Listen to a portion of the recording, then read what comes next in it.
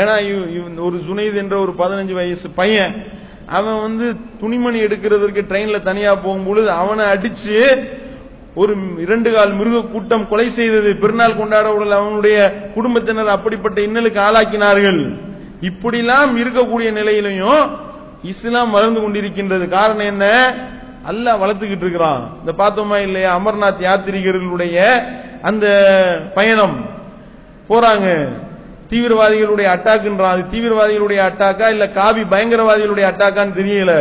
அமர்நாத் யாத்திரிகளை சாகடிச்சு இவங்களே அனுப்பிவிட்டு, இவங்களே குஜராத்ல இருந்து நீங்க போங்க என்று சொல்லி பாதுகாப்பு இல்லாம அனுப்பிவிட்டு இவர்களே திட்டமிட்டு போட்டு தள்ளிவிட்டு அதை முஸ்லிம்கள் மேல போடுவதற்கு இவர்கள் திட்டம் தீட்டினார்களா என்று சந்தேகத்தில் இருக்கின்றது.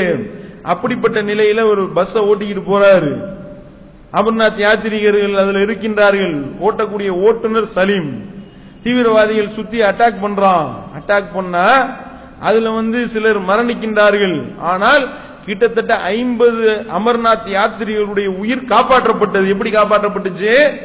அந்த சலீம் என்ற அந்த ஓட்டுநர் சாமர்த்தியமாக உயிரை பணயம் வைத்து, எந்த அளவுக்கு துப்பாக்கி தோட்டாக்கள் கண்ணு முன்னாடி பாஞ்சுகிட்டு இருக்கு, அந்த சகோதரன் என்ன செய்யறான், அவ்வளவு வீரத்தோட அப்படியே குனிந்து கொண்டு அப்படியே குனிஞ்சுகிட்டே கிட்டத்தட்ட 2.5 கிலோமீட்டர் தூரத்துக்கு வண்டியை ஓட்டி கொண்டு போய் இருட்டான ஒரு பகுதியில் வண்டியை நிப்பாட்டி தீவிரவாதிகளுக்கு எந்த இடத்துல வண்டி நிக்குதுன்னு தெரியாத அளவுக்கு எல்லாத்தையும் அமைச்சு போட்டு அந்த உயிரை காப்பாற்றி இருக்கின்றான். என்றால் நீ எவ்வளவு இஸ்லாத்தை பத்தி என்னென்னலாம் நீ பிரச்சாரம் பண்ணிக்கிட்டு இருக்க, அவதூறு பிரச்சாரம், அல்லாஹ் ஒரு நிமிஷத்துல அழிக்கிறானா இல்லையா?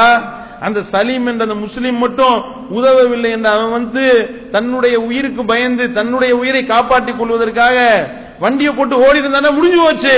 50 பேரும் செத்து மாண்டிருப்பாங்க. நடந்திருக்குமா இல்லையா? கதறுகின்றார்கள்.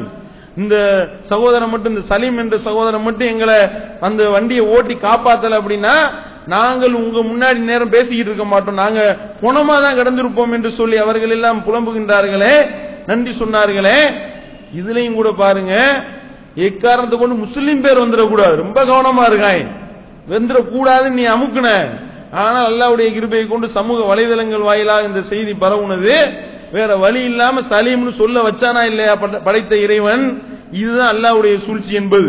யுரீதுன லியுத்ஃபிஉ நூரல்லாஹி பிஅஃவாஹிஹிம் வல்லாஹு முத்திம்மு நூரிஹி வலவ் கரிஹல் காஃபிரூன். அவர்கள் இந்த இஸ்லாமிய மார்க்கத்தை, அல்லாஹ்வுடைய ஒளியை தங்களுடைய வாய்களால் ஊதி அணைத்து விடலாம் என்று அவர்கள் நினைக்கின்றார்கள். அவர்கள் வெறுத்த போதிலும் அல்லாஹ் தன்னுடைய ஒளியை பரிபூர்ணப்படுத்தியே தீர்வான். நீ என்னதான் அழிக்க நினைச்சாலும் இந்த மாதிரி 4 செய்தி உலகம் ஃபுல்லா தீவிரவாதி. ஒரு இங்கிலாந்து நடந்த ஒரு பெரிய கட்டட விபத்து, அந்த விபத்துல அந்த நடுச்சாமத்துல தீ பிடிச்சு எரியும் பொழுது நோன்புக்கு சகருக்கு எந்திரித்தார்களே அந்த முஸ்லிம்கள் ஒவ்வொரு வீடு வீடா போய் பிற மத சகோதரர்களை கதவை தட்டி தூங்கி கொண்டிருந்தவர்களுடைய வீட்டில் இருந்தவர்களை அவங்களை காப்பாற்றி வெளியே கொண்டு வந்தாங்களா இல்லையா? அப்படி அவர்கள் மட்டும் முஸ்லிம்கள் மட்டும் முழித்திருக்கலன்னு வைங்க, சகருடைய நேரத்துல கிட்டத்தட்ட 2000க்கும் மேற்பட்ட உயிர்கள் போயிருக்கும். அடிச்சாமத்துல எவன் போய் காப்பாத்துவா சொல்லுங்க பார்ப்போம்.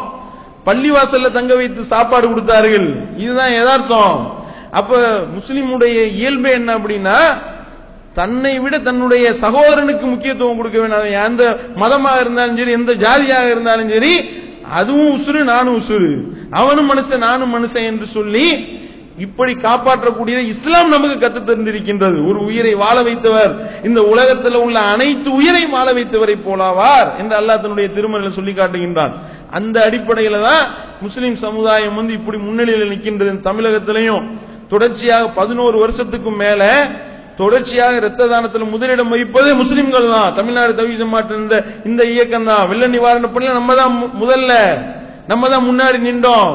தானே புயல் வந்தாலும் நம்ம தான், வருதா புயல் வந்தாலும் நம்ம தான், வெள்ள பெருக்கு ஏற்பட்டு சீரழிவு ஏற்பட்டால் நம்ம தான் முன்னாடி நிற்கின்றோம்.